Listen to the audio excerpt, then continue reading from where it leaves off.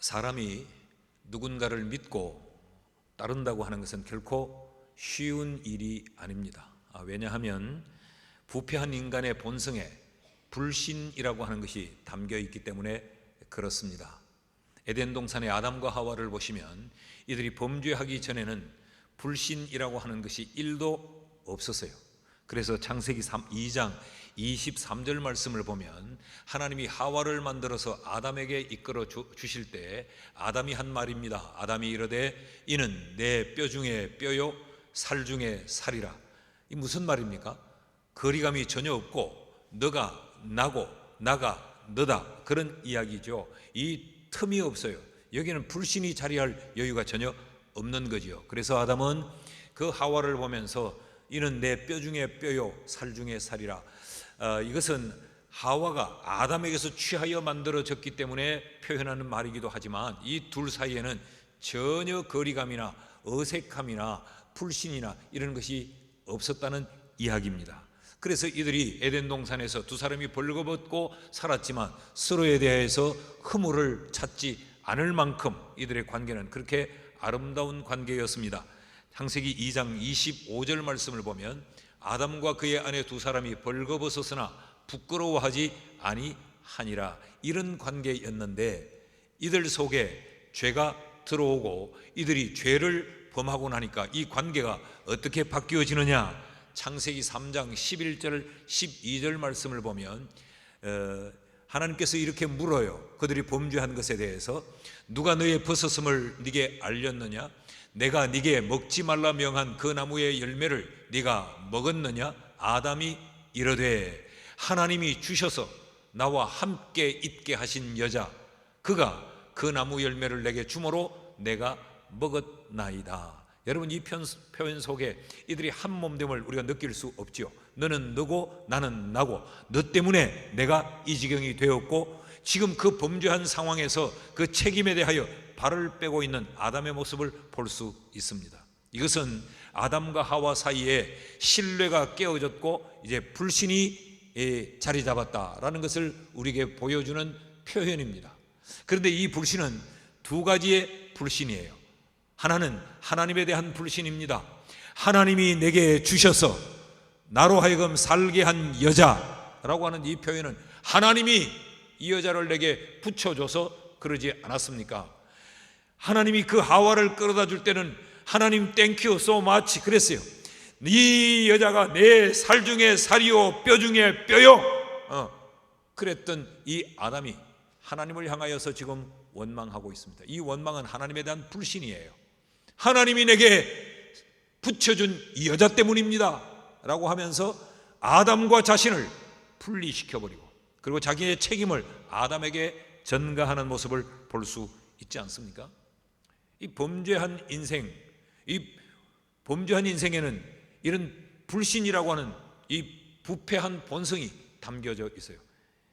이런 불신의 본성에 믿음을 심는다고 하는 것은 참으로 어렵습니다.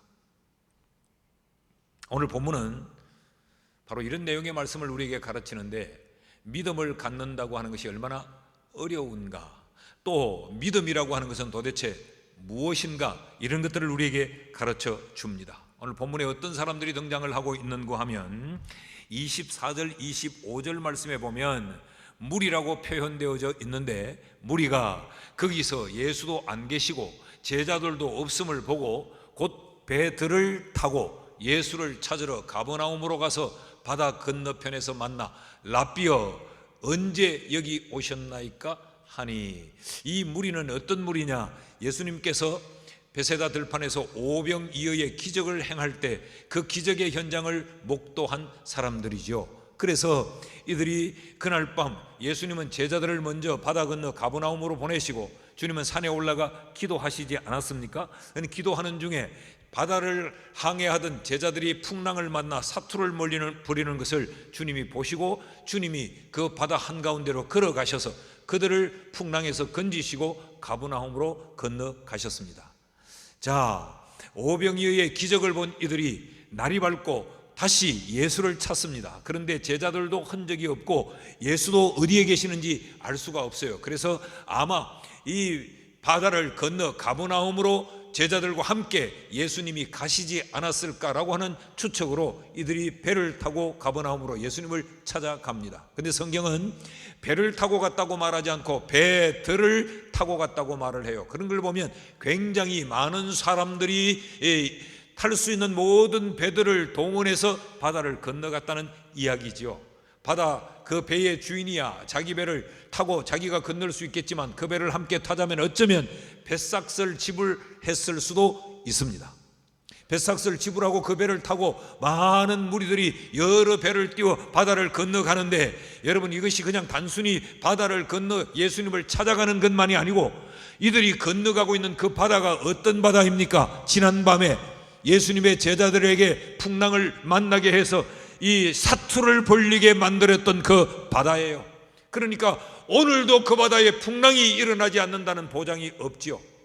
이들이 배를 타고 그 바다를 건너 예수를 찾으러 갔다는 이 말은 경제적인 출혈이 있었다는 이야기고, 이들이 어쩌면 자기들의 생명의 일신상의 위협을 당할 수도 있지만 그 위협을 감내하고라도 그 바다를 건너갔다는 이런 모든 뜻들이 거기 함의되어져 있습니다. 그래, 이들이 누구냐? 예수님을 향한 마음과 관심이 지극정성이었던 사람들.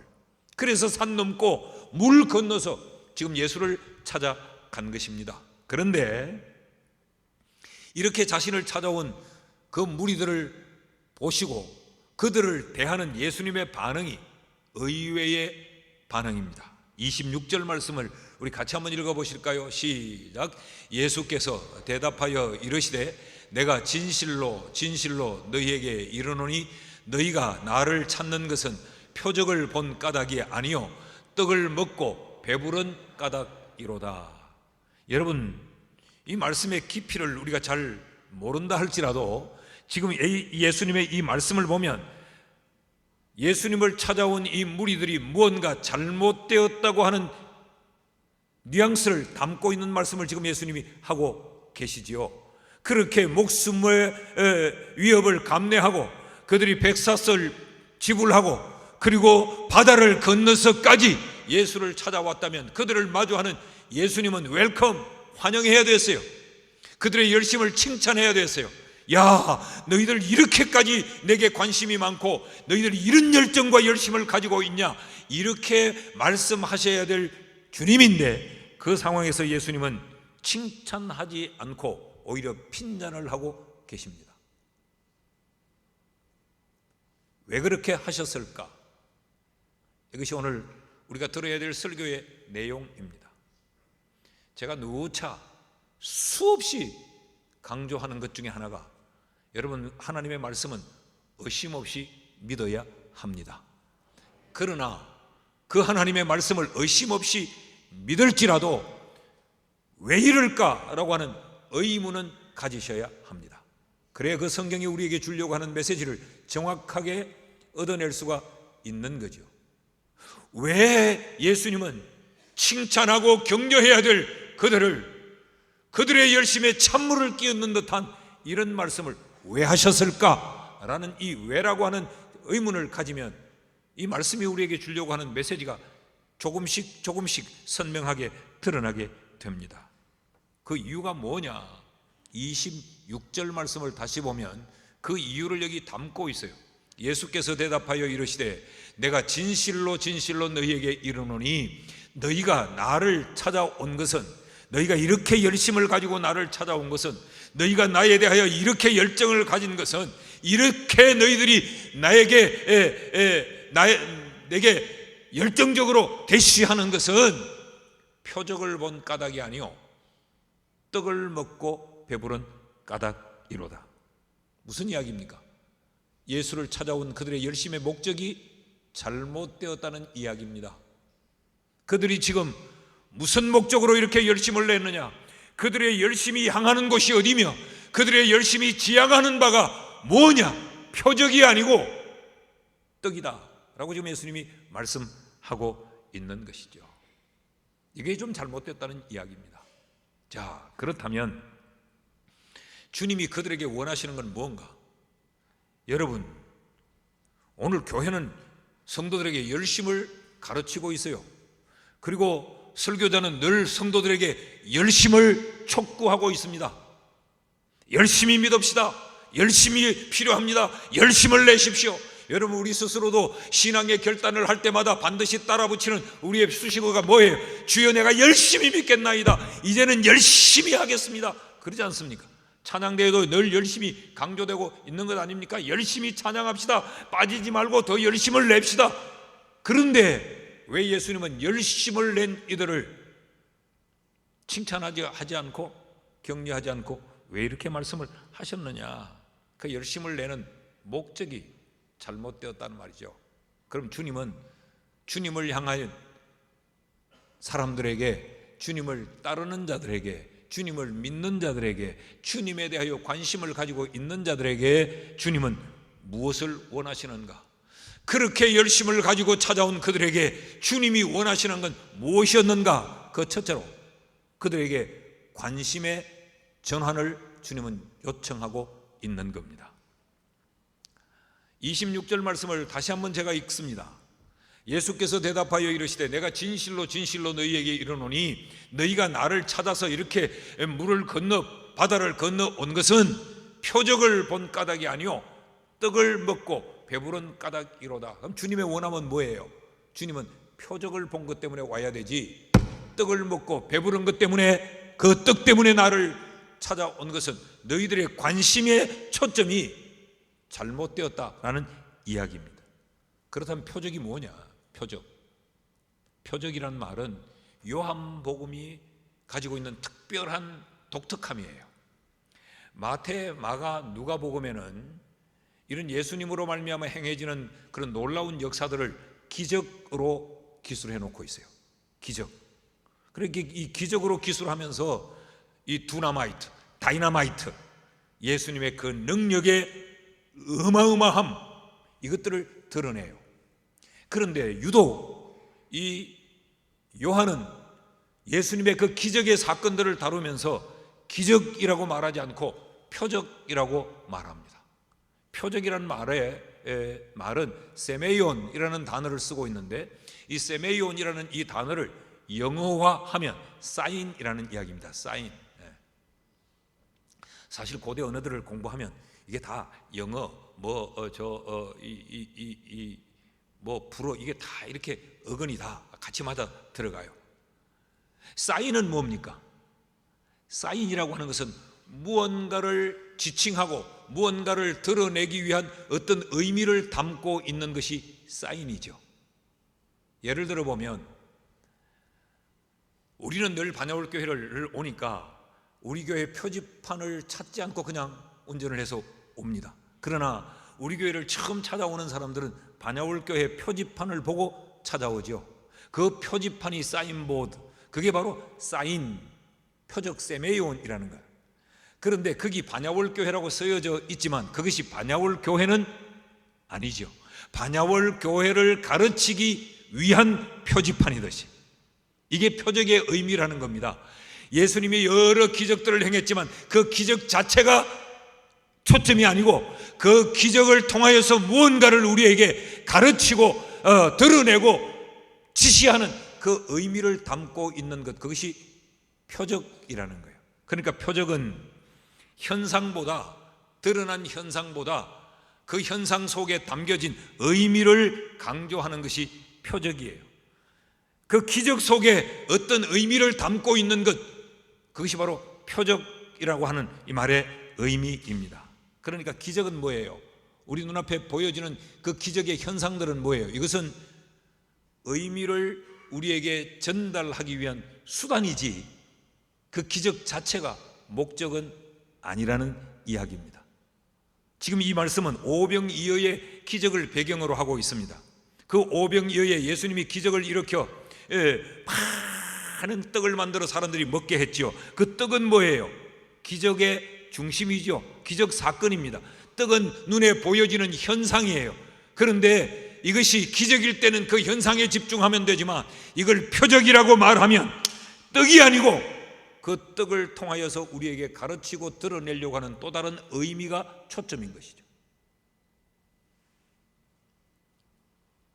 예수 그리스도는 이 오병이어의 이 사건을 통해서 너희는 그 떡을 찾지만 내가 너희들의 참된 떡, 참된 양식이다 라고 하는 것을 이 사건을 통해서 주님은 가르치고 있는 거예요.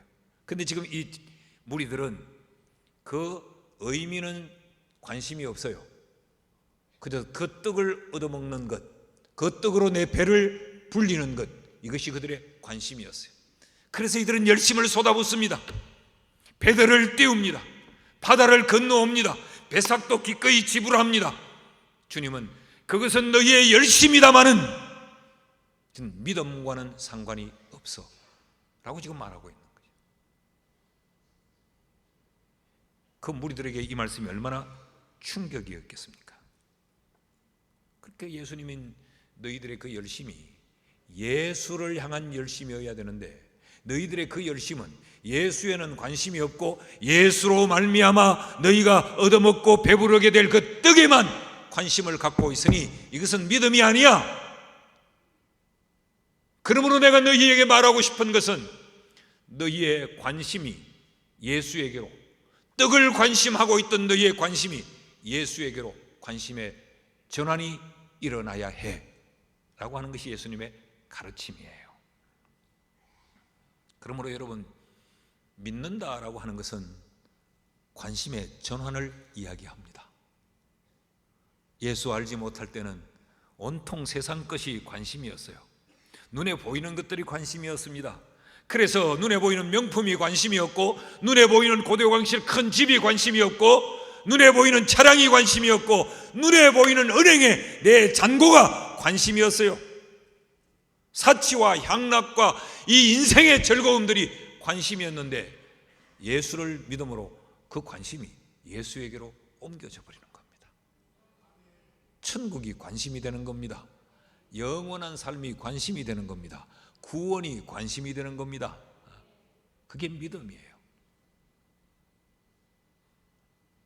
우리는 많은 경우에 그저 교회 생활에 이 떡을 얻는데 열심을 내는 것을 우리는 믿음이라고 생각합니다. 내가 이렇게 바다를 건너오지 않았니? 나 믿음 있지.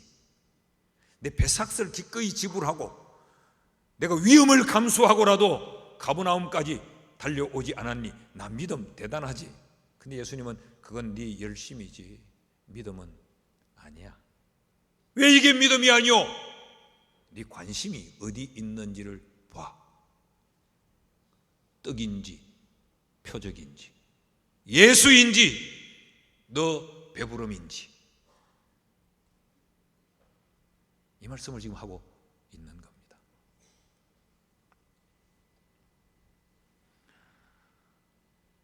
우리는 우리의 열심을, 보이는 것에 집중하던 우리의 열심을 이제는 본질적인 의미에 집중시켜야 합니다. 보십시오. 지금 우리가 요한복음을 1장부터 쭉 지금 여기 6장까지 살펴오지 않았습니까? 지금 40번의 말씀을 지금 듣고 있습니다.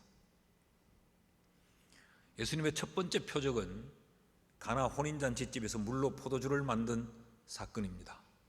사람들이 마술 같은 신비로운 능력에 매료가 됩니다. 이야, 어떻게 물이 포도주가 돼? 놀란 거죠. 그래서 그들은 물을 포도주로 바뀌어졌다는 그 현상에 집중을 합니다. 그러나 예수님은 그들에게 가르치고 싶은 것이 뭐예요? 너희의 인생이 이렇게 변화되어져야 되는데 너희의 인생을 이렇게 무가치한 인생에서 유가치한 인생으로, 물에서 필요한 포도주로 내가 너희의 인생을 바꾼다. 내가 변화의 주인이다. 이걸 주님은 가르치는데 이건 놓치고, 와, 대박, 물로 포도주를 만들어, 예수 따라 붙으면 돈 되겠다. 야, 이 그냥 의미 없는 물을, 지금 그 잔치집에는 물은 무가치한 거죠. 포도주가 절실히 필요한 거예요. 근데 이걸 가지고 그 절실한 필요를 만들어주는, 와, 예수 따라다니면 이거 장사 되겠네. 그래서 열심을 내는 것은 열심일 뿐 믿음은 아니라는 것이죠. 베데스다 못가에서 38년 된 병자를 주님이 고치셨습니다. 38년 된 병자를 고치셨다는 말은 그 38년 된 병자는 고침 불가의 인생이었다는 이야기죠. 요즘 말로 하면 뭐 경북대학병원, 동산병원, 뭐 아산병원, 뭐 삼성병원 안 가본 데가 없어요. 그래 용하다는 사람 다 찾아다니고 침을 맞아보고 뭐 별별 이 산천에 다니면서 약초를 캐서 온갖 약재를 다 만들어 먹어봤는데도 못 고친다는 그 이야기죠. 근데 예수님께서 자리를 들고 일어나 걸어가라 하니까 이 사람이 벌떡 일어나 자리를 들고 걸어갑니다. 와우, 이야, 놀랍다. 저 예수 따라다니면 걱정 근심이 없겠네. 근데 예수님은 38년 된 병자를 고친 그 기적에 초점이 있는 것이 아니고 그로 인하여서 이어지는 이야기가 뭐예요? 왜 안식일 날 네가 뭔데 병 고치냐? 그럴 때 예수님이 내가 안식일의 주인이다. 그리고 그 병 나은 사람을 성전에서 만났을 때 주님이 뭐라고 말씀하셨나요? 다시 이런 병 생기지 않도록 너 죄 짓지 마. 그러면 38년 된 병자를 고치셨다는 그 사건은 예수님이 그의 죄도 사하여 주셨다는 거예요. 죄 사함의 권세가 예수 그리스도께 있다는 것을 지금 가르치는 것이죠. 그런데 사람들은 이것에는 관심이 없어요. 야, 고쳐준다. 여기만 관심이 있어서 몰려듭니다. 베세다 들판의 오병이어의 이 기적의 사건도 동일합니다. 야, 어떻게 아이의 식사 빵 한 조각을 가지고 이렇게 수만 명을 먹이지? 야, 그러니까 그저 우리는 이제 먹고 살 거 걱정 안 해도 되겠다. 호주머니에 사탕 한 조각만 넣어 다니면 되고, 그저 요만한 미트볼 하나만 호주머니에 넣고, 그저 멸치 한 마리만 호주머니에 넣어 갖고 다니면 필요 때마다 이것으로 주님이 음식을 만들어 줄 거니까 이것만큼 편한 인생이 어디 있겠냐? 사람들은 그렇게 집중하는 거죠. 멸치 한 마리만 있으면 나는 평생을 먹고 사는데 걱정 안 해도 돼. 그래서 예수께로 몰려오는데 예수님은 아니야. 내가 너희들에게 생명의 양식을 주는 이라고. 이게 주님의 메시지예요. 이런 관심의 전환이 필요하다는 거죠. 더 쉬운 말로 말씀드릴까요? 육신적인 것에 관심을 두던 그 삶이 예수를 만나면 영적인 것에 관심을 두는 것으로 관심의 전환이 일어난다는 거죠. 늘 내 배불리는 것만 생각하고 늘 땅에서 떡만 생각하고 무슨 떡을 먹을까, 얼마나 더 먹을까, 얼마나 더 배부릴까, 땅의 명예와 땅의 여유로움과 땅에서의 성공과 땅에서의 출세와 땅에서의 기쁨과 땅에서의 내 인생의 즐거움, 만족, 그것만 관심의 대상으로 삼던 이가 예수를 만나면 그것은 유한한 것이요 영원한 하나님의 나라를 사모하게 되고 관심이 그렇게 영적인 것으로 관심의 전환이 일어나게 된다는 거예요. 그게 믿음이라는 거고 그게 신앙 생활이라는 겁니다. 여러분, 오늘 우리의 관심을 한번 점검해 봅시다.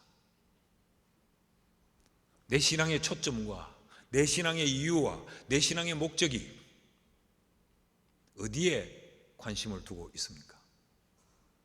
예수입니까? 아니면 예수로 말미암아 얻어먹을 떡, 그것이 우리의 관심입니까? 잘 보여지는 것에만 집중합니까? 현상적인 것에만? 늘 육신적인 것에만 집중하십니까? 영은 피폐할 대로 피폐해지고 내게 영이 살아있는지 죽어있는지도 관심 없이 그저 피부만 탱글탱글하고 다이어트해서 몸매만 얄쌍하면 됩니까? 우리의 관심이 어디에 있느냐? 나는 오늘 3부 예배를 드린 여러분 모두에게 예수가 관심이기를 축복합니다. 예수 때문에 예수를 믿는 것이지 예수가 줄 떡 얻어먹고 배부르기 위해 예수를 믿는 것은 우리의 열심이라는 겁니다. 여러분, 떡 때문에 예수를 찾는다면 예수님이 얼마나 슬플까요? 둘째로, 예수님이 그들을 열심을 칭찬하지 않고 그들에게 찬물을 끼얹는 듯한 말씀을 하시면서 그들에게 원하시는 모습은 무엇이었을까? 이 관심의 전환을 주님은 요청하실 뿐만 아니라 그들로 하여금 참된 가치를 인식하라고 말씀하고 있는 겁니다. 26절에 그 말씀을 하신 이후에 이어서 예수님은 27절에 이런 말씀을 하세요. 떡을 먹고 배부름 때문에 찾아온 그들에게 썩을 양식을 위하여 일하지 말고 영생하도록 있는 양식을 위하여 하라. 이 양식은 인자가 너희에게 주리니 인자는 아버지 하나님께서 인치신 자니라. 이게 무슨 이야기인가 하면 주님은 지금 썩을 양식과 영생하는 양식을 좀 비교하고 있는 거죠. 이 썩을 양식과 영생하는 이 양식을 비교하면서 뭘 비교하느냐? 지금 가치를 비교하고 있습니다. 너희가 먹고 배불러서 얻으려고 한, 너희가 그렇게 관심을 가지고 있는 그 떡, 그 양식은 썩을 양식이야 라는 겁니다. 그런데 내가 너희에게 줄 양식, 이 표적의 주인인 예수 그리스도는 너희에게 생명을 주는 양식이다. 양식의 가치가 다르다는 것이죠. 양식의 종류가 다르다는 것, 양식의 퀄리티가 다르다는 것이죠. 마치 예수님은 썩을 양식, 영생하는 양식, 이것을 제품의 특정한 사양과 특성을 설명하는 것처럼 그렇게 지금 설명을 해내려 가요. 왜 예수님이 주시는 이 양식이 생명의 양식이고 제자들이, 그 무리들이 찾는 그 양식은 왜 썩을 양식, 가치 없는 양식인가? 공급자 때문에 그렇습니다. 공급자 때문에. 27절 말씀을 다시 한번 띄워주시면, 썩을 양식을 위하여 일하지 말고 영생하도록 있는 양식을 위하여 하라. 이 양식은 인자가 너희에게 주니 하나님 아버지께로부터 온 양식이다. 그러니까 지금 제자들이 찾는 것은 썩을 양식이, 이건 사람으로부터 왔어요. 그 제자들이 베세다 들판에서 경험했던, 그 무리들이 맛보았던 그 양식은 무엇으로부터 시작했어요? 어린아이 한 끼 식사로부터 시작한 거예요. 그런데 이제 예수님이 주시겠다고 하는 이 양식, 영생의 양식은 하늘로부터 온 것이다. 공급자가 누구며 어디냐? 하늘로부터 왔다면 그건 가치 있는 것이고 땅에서부터 왔다면 그건 썩는 거야 라는 거예요. 이것을 지금 주님이 말씀하고 있는 거죠. 여러분, 작품의 가치는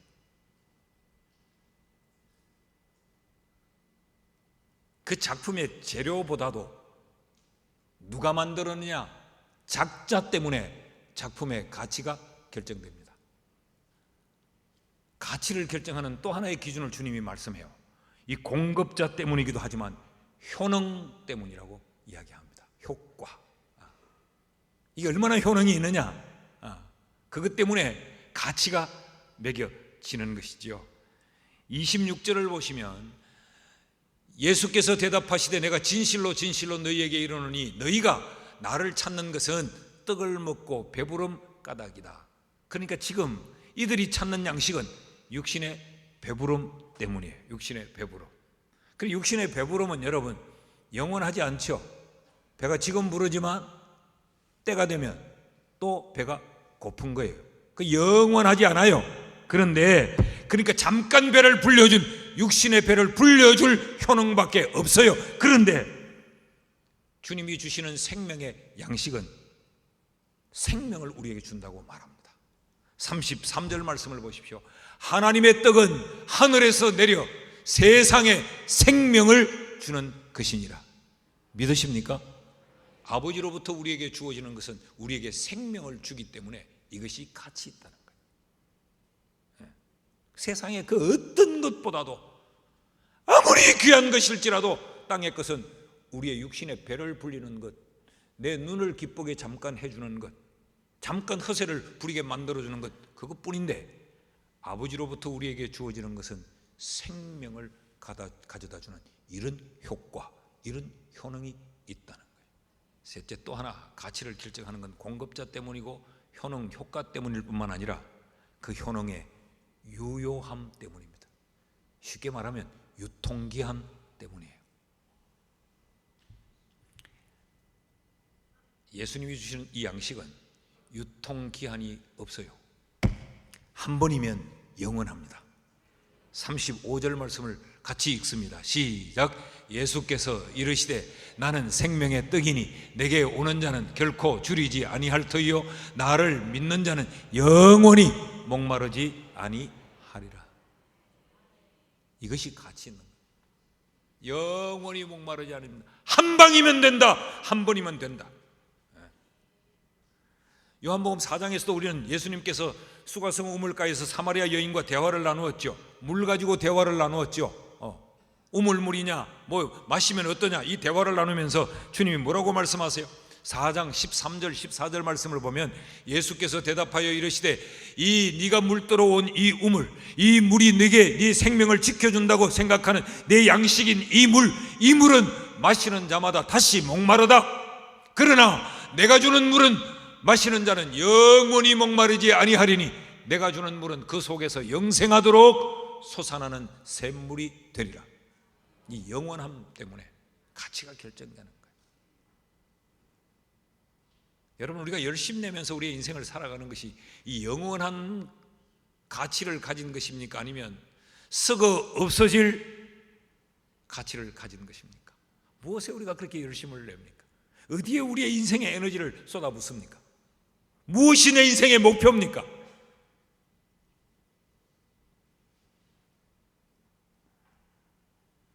그래서 우리는 내 인생의 최고의 가치가 뭔가 가치 점검을 해보셔야 합니다. 무엇이 최고의 가치인가? 한때 그게 최고의 가치인 줄 알고 거기 목을 매달았어요. 그래서 그거 하나 얻어붙이면 내 인생이 대단한 인생인 것처럼 의시됐어요. 남들이 알아주기를 바랐고 은근히 자랑하고 드러냈어요. 시간이 지나보면 참 유치했던 것을 느끼지 않습니까? 예수님이 지금 그 말씀을 하고 있는 겁니다. 참된 가치는 하늘로부터 온 것이고 참된 가치는 생명이고 참된 가치는 영원한 것이다.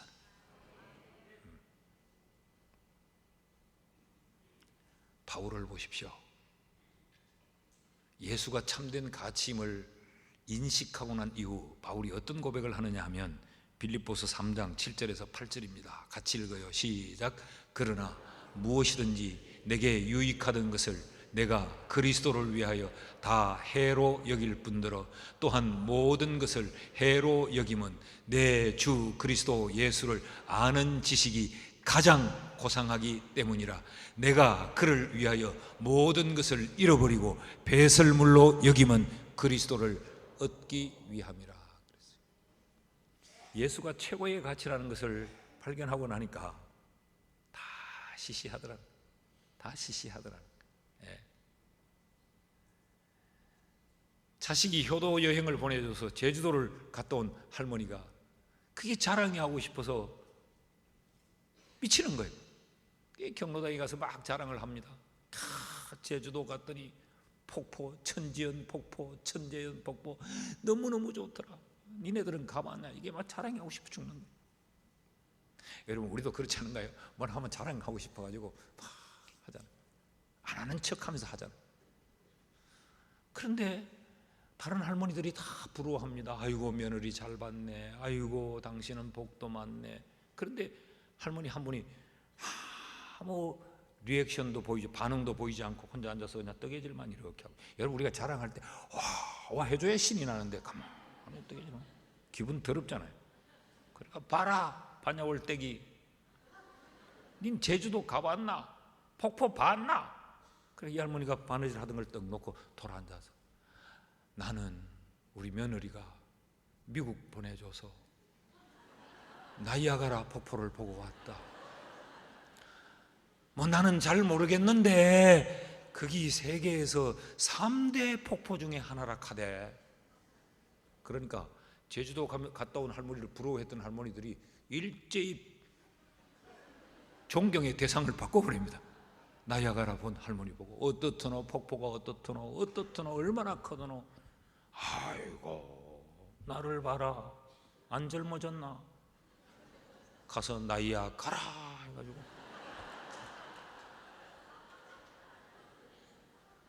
그러니까 큰 것을 본 사람은 작은 것이 시시한 거죠. 예수를 알아버리면, 최고의 가치를 알아버리면 땅의 것들이 시시합니다. 시시해요.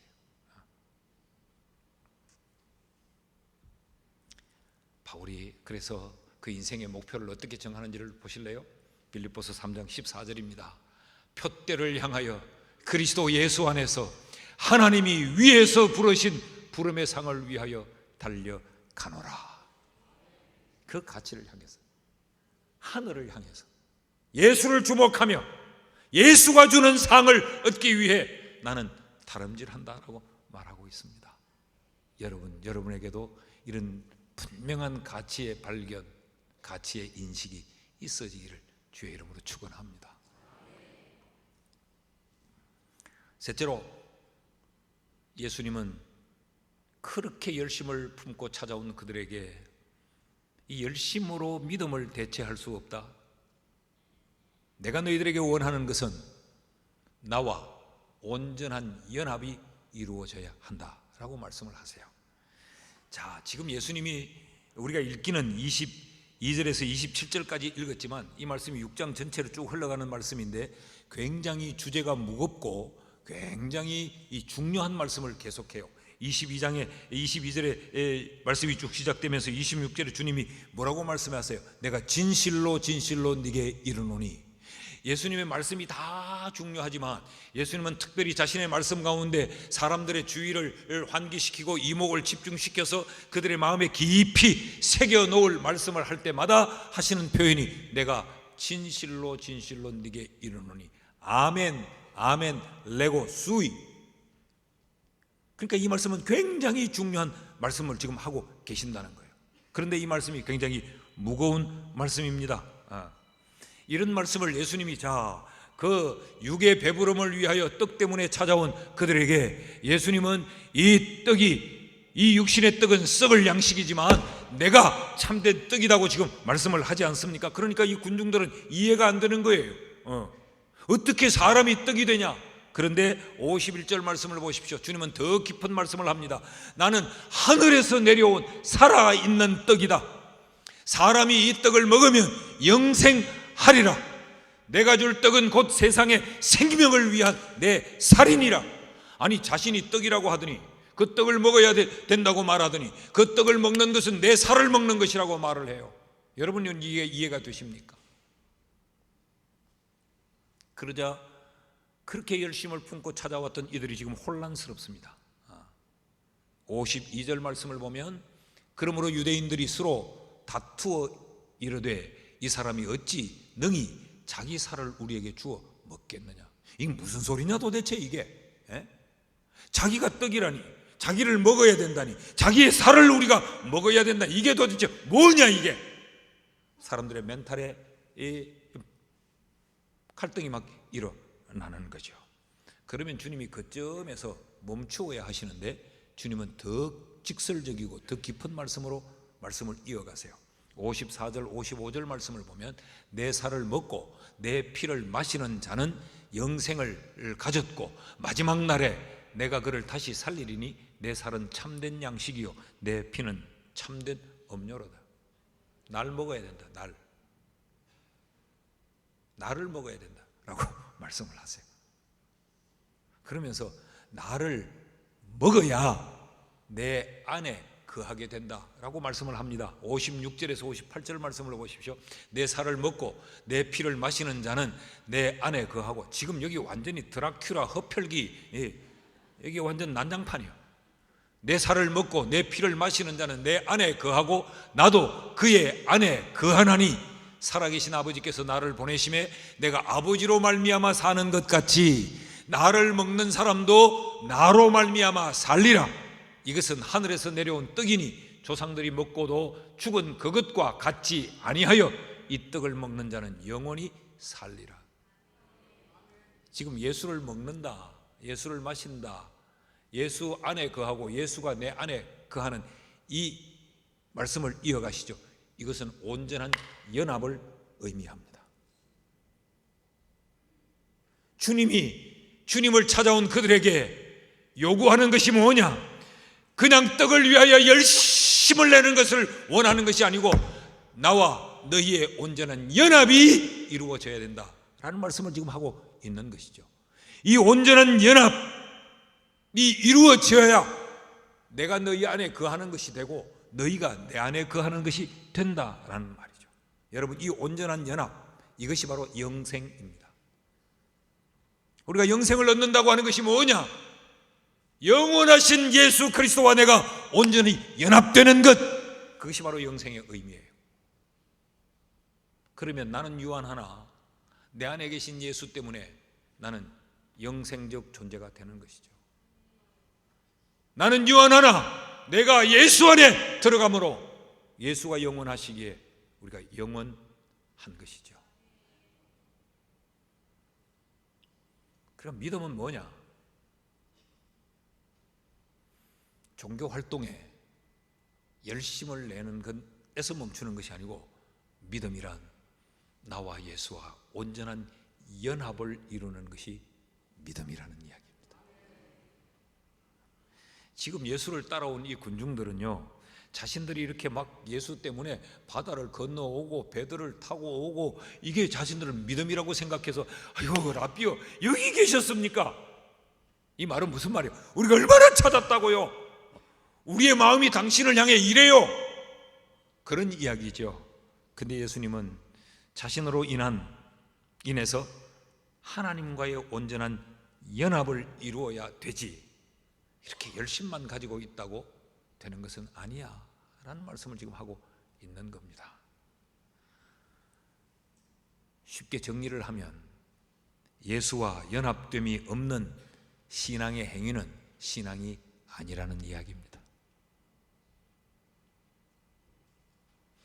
사랑하는 여러분, 교회에서 직분 따는 것, 교회의 직분이 귀한 것이기는 하나 그것이 우리의 목표가 되어서는 안 됩니다.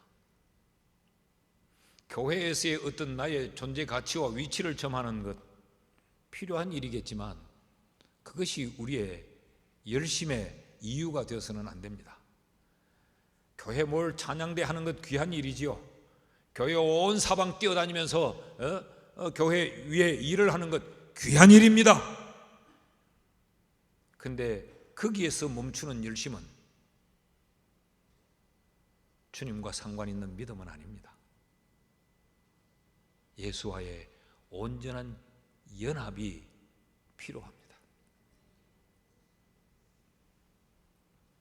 말씀을 맺습니다. 여러분의 신앙의 지점은 어디입니까? 지금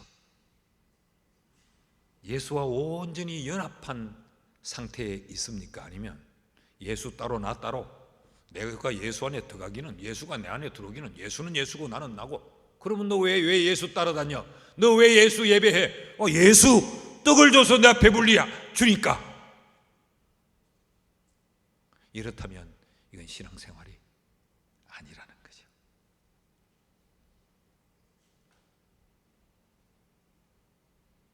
예수가 이유여야 되고 그 예수가 이유이므로 예수와 내가 온전히 연합되어져야 그것이 신앙이요 그것이 믿음이라는 겁니다.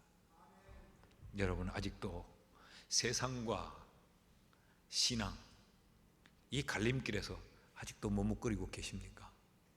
어디로 가야 될지 믿음의 길 영생의 길로 가야 하는 것은 분명한데 이 세상의 길이 아름답고 매혹적이라 이걸 포기하지 못해 이 길을 가지 못해서 또 여기 있어서 이리 갈까 저리 갈까 차라리 뭐요? 그 다음에 찬송은 못 부르고 은간히 그 노래는 잘 불렀다.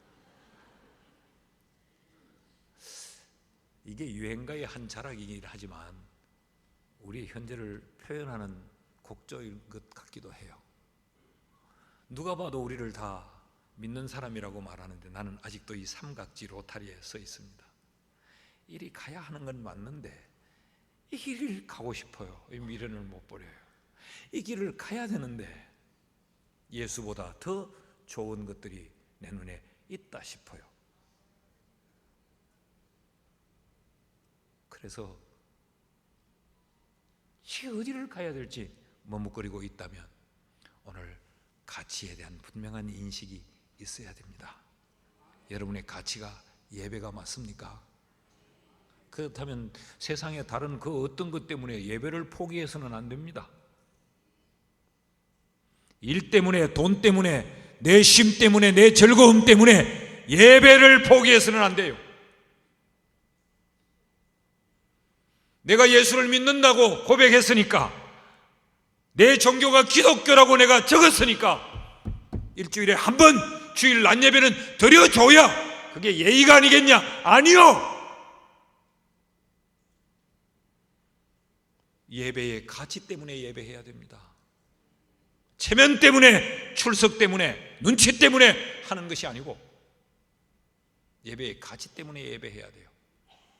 여러분, 천국이 정말 내 인생의 최고의 가치입니까? 사람들이 안 죽으려고 몸부림을 쳐요. 안 죽으려고. 왜 그럴까요? 천국보다 여기가 더 가치 있으니까 가기 싫은 거예요. 지금 가기 싫어.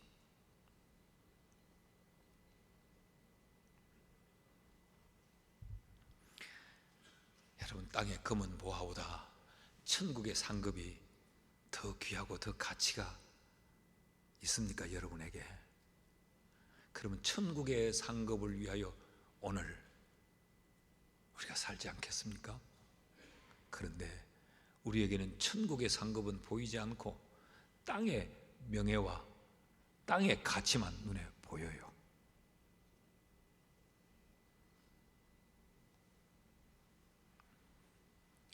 그러므로 내가 오늘 신앙생활을 하고 있다는 내 삶에서 예수가 있는지, 예수가 빠져 있는지 한번 보십시오. 예수가 있는 줄 알았는데 예수는 없고 예수가 줄 떡만 있어요. 내가 예수를 예배하고 예수를 믿는 줄 알았는데 예수는 없고 예수가 배불려 줄 그 떡을 내가 믿고 있고 그 떡만 바라보고 있을 수 있습니다. 그런 삶의 특징이 뭔지 아세요? 삶이 변화되지 않는다는 겁니다. 예수를 수십 년 믿는데도, 교회는 다니는데도, 찬양도 하고 기도도 하는데도 내 삶이 전혀 변하지 않는다는 거예요. 왜 그럴까요? 러시아의 대문호 이 도스토옙스키가 이렇게 말했습니다. 하나님이 없는 곳에서는 모든 것이 허용된다 그랬어요. 하나님이 없으니까 모든 게 허용이 돼요. 그러니까 예수 믿는다고 교회 다니면서도 부정, 불의, 불륜, 죄의식 없이 사는 겁니다. 내 하고 싶은 대로, 내 좋은 대로 그렇게 사는 거예요. 그런데도 우리는 성도라고 말을 하고 신앙인이라고 말을 해요. 하나님이 빠져버렸는데. 하나님이 없는 곳에서는 모든 것이 허용된다. 그러니까 삶을 엉망진창으로, 개판으로 우리가 살면서도 나는 믿음 생활을 한다라고 말하는 거죠. 아니요, 그냥 열심을 가지고 종교 생활을 하는 것뿐입니다. 다시 한번 우리의 신앙을 점검해 봅시다. 내 관심이 전환이 일어났는지, 나는 정말 예수에 대해 가치를 제대로 인식했는지, 나는 종교 생활을 하고 있는지, 예수와 온전히 연합되어졌는지, 정말 내 인생이 예수를 먹고 마셨는지, 예수는 저만치 멀리 두고 오직 나는 예수가 줄 떡만 먹고 내 배만 풀리려고 하지는 않는지, 오늘 이 말씀이 우리를 다시 한번 참된 그리스도인의 자리에 세우는 귀한 말씀 될 수 있기를 주의 이름으로 축원합니다.